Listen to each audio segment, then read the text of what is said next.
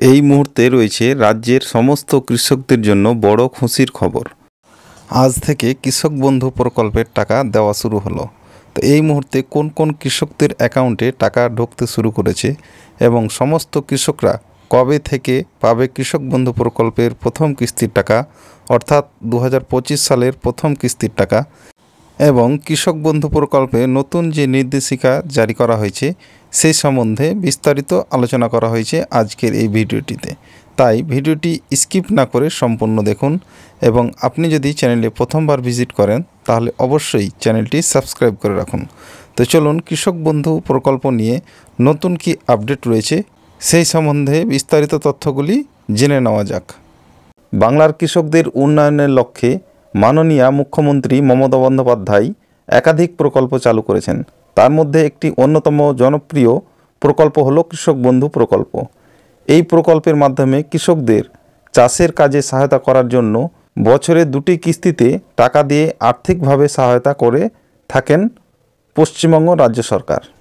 প্রথম কিস্তি অর্থাৎ খরিফ মরশুম যার টাকা দেওয়ার সময় হলো এপ্রিল মাস থেকে শুরু করে সেপ্টেম্বর মাস পর্যন্ত, এবং দ্বিতীয় কিস্তি অর্থাৎ রবি মরশুমের টাকা দেওয়ার সময় হলো অক্টোবর মাস থেকে শুরু করে পরের বছরের মার্চ মাস পর্যন্ত। এই সময়ের মধ্যে কৃষক বন্ধু প্রকল্পের মাধ্যমে যে সমস্ত কৃষকদের জমির পরিমাণ 1 একর বা তার বেশি রয়েছে তাদের বছরে 2টি কিস্তি অর্থাৎ খরিফ মরশুম এবং রবি মরশুম মিলিয়ে মোট 10,000 টাকা, এবং যে সমস্ত কৃষকদের জমির পরিমাণ 1 একর এর কম রয়েছে তাদের বছরে 2টি কিস্তি মিলিয়ে সর্বনিম্ন মোট 4,000 টাকা দেওয়া হয়ে থাকে।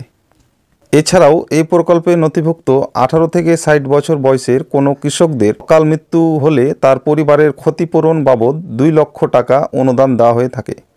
রাজ্যের কৃষকদের জন্য সুখবর, খুব শীঘ্রই তারা কৃষক বন্ধু প্রকল্পের পরবর্তী কিস্তি টাকা পেতে চলেছেন। এই মুহূর্তে কৃষক বন্ধু প্রকল্পের প্রথম কিস্তির টাকার জন্য অপেক্ষা করছেন কৃষকরা। 2024 সালের প্রথম কিস্তি অর্থাৎ খরিফ মরশুমের টাকা 13 জুন থেকে কৃষকদের টাকা দেওয়া শুরু হয়েছিল। বিভিন্ন সূত্র মারফত জানা যাচ্ছে 2024 সালে প্রাকৃতিক দুর্যোগ এর কারণে কৃষকদের ফসলের অনেক ক্ষয়ক্ষতি হয়েছে। তাই এই বছরের প্রথম কিস্তি অর্থাৎ খরিফ মরশুমের টাকা এপ্রিল মাসের 10 থেকে 20 তারিখের মধ্যে দেওয়া হবে বলে এমনটাই জানা যাচ্ছে সরকারি সূত্রে। অর্থাৎ এবারে 2025 সালে যে কৃষক বন্ধু প্রকল্পের টাকা দেবে সেটা এপ্রিল মাসের 10 থেকে 20 তারিখের মধ্যে দেওয়ার সম্ভাবনা রয়েছে। এছাড়াও যে সমস্ত কৃষকদের 2024 সালে রবি মরশুমে টাকা বিভিন্ন সমস্যার কারণে ব্যাংক অ্যাকাউন্টে ক্রেডিট হয়নি, ইতিমধ্যেই তাদেরকে টাকা দেওয়া শুরু হয়েছে।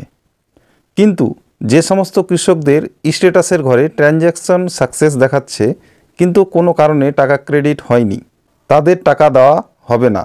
অর্থাৎ যে সমস্ত কৃষকদের স্ট্যাটাসের ঘরে এডিএ আপলোডেড, ডিডিএ অ্যাপ্রুভ দেখাচ্ছে, শুধুমাত্র সেই সকল কৃষকদেরকেই টাকা দেওয়া হচ্ছে। এবারে জানব কৃষক বন্ধু প্রকল্পে গুরুত্বপূর্ণ যে নতুন নির্দেশিকা জারি করা হয়েছে 2025 সালে সেই সম্বন্ধে।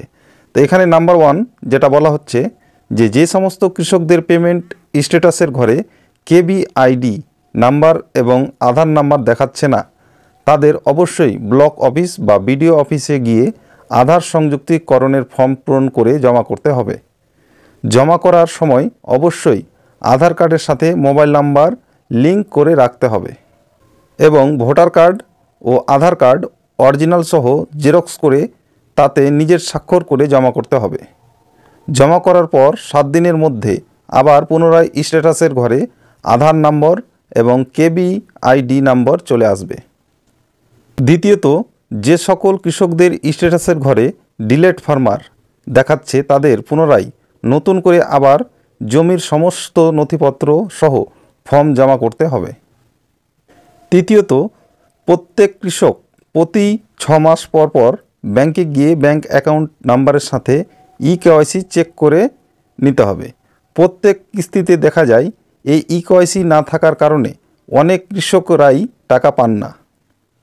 4 নম্বর যে নির্দেশিকা বলা হয়েছে যে প্রত্যেক কৃষকদের আধার কার্ড নাম্বার এর সাথে মোবাইল নাম্বার লিঙ্ক করতে হবে এবং যাদের আধার কার্ডে নাম জন্ম তারিখ ভুল রয়েছে তারা যেন অবিলম্বেই আধার কেন্দ্রে গিয়ে কারেকশন বা সংশোধন করে নেয়। 5 নম্বর যে নির্দেশিকায় বলা হয়েছে যে সকল কৃষকরা জমির পরিমাণ বাড়াতে চায়, মোবাইল নাম্বার পরিবর্তন করতে চায়, তারা অবশ্যই ব্লক অফিসে গিয়ে একটি ফর্ম ফিল আপ করে ডকুমেন্ট সহ জমা করতে হবে। ফর্ম জমা করার 2 থেকে 3 দিনের মধ্যেই স্ট্যাটাসের ঘরে সমস্ত কিছু আপডেট হয়ে যাবে। এবং 6 নম্বরে যেটি বলা হয়েছে যে সমস্ত কৃষকরা অনলাইনে আবেদন করেছে, যাদের এখনও পর্যন্ত স্ট্যাটাসের ঘরে KVID নাম্বার অ্যাপ্রুভ দেখাচ্ছে না, তাদের অবশ্যই ব্লক অফিসে বা কৃষি অফিসে গিয়ে যোগাযোগ করতে হবে। এই কাজটি যদি না করে কৃষকরা তাহলে প্রথম কিস্তির টাকা পাবে না। এবং 7 নম্বরে যেটি বলা হয়েছে যদি কোনো কৃষকরা ব্যাংকের অ্যাকাউন্ট নাম্বার পরিবর্তন করতে চায়, অর্থাৎ নতুন ব্যাংকের অ্যাকাউন্ট নাম্বার যুক্ত করতে চায়, তাদের অবশ্যই ব্লক অফিসে গিয়ে নতুন পাসবুক জেরক্স করে জমা করতে হবে। এটাই ছিল মূলত কৃষক বন্ধু সম্পর্কিত আপডেট। ভিডিওটি ভালো লাগলে অবশ্যই লাইক, কমেন্ট এবং শেয়ার করতে ভুলবেন না। এতক্ষণ পর্যন্ত সাথে থাকার জন্য অসংখ্য ধন্যবাদ। Thank you.